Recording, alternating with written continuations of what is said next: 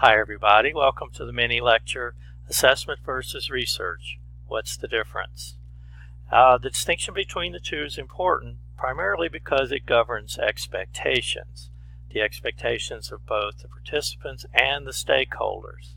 And these expectations can impact the perception of these two groups of the relative utility of the data and the findings that each can produce.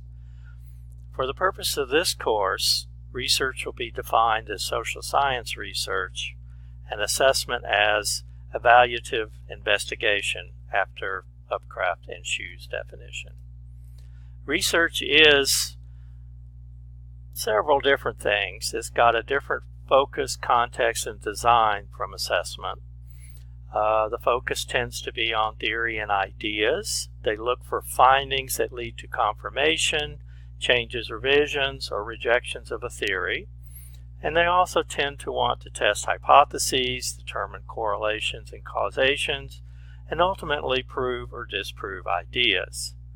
The context tends to be apolitical and organizationally independent, and the funding source is usually separate from the institution. The research design tends to be ideal or perfect. It can be stopped and started as needed, particularly if one encounters flaws in the implementation, and can use as much time as needed. For example, longitudinal studies can last for years. Assessment has a different focus, context, and design. Assessment's focus is practice. It's a form of action research, and it's focused on practice and application.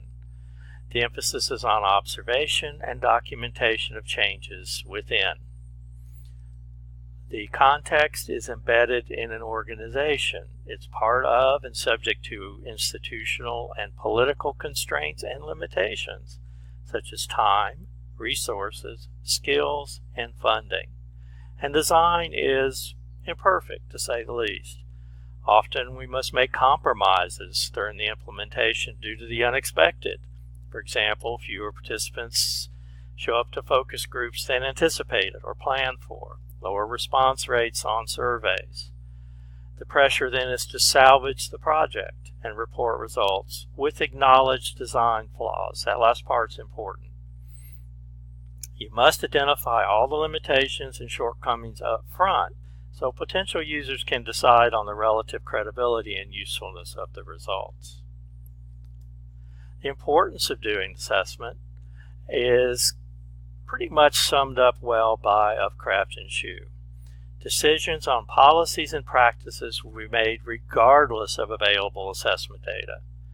Choice then is between the best data we can get under the circumstances or decisions made based solely on personal bias, gut instinct, or preconceived notions.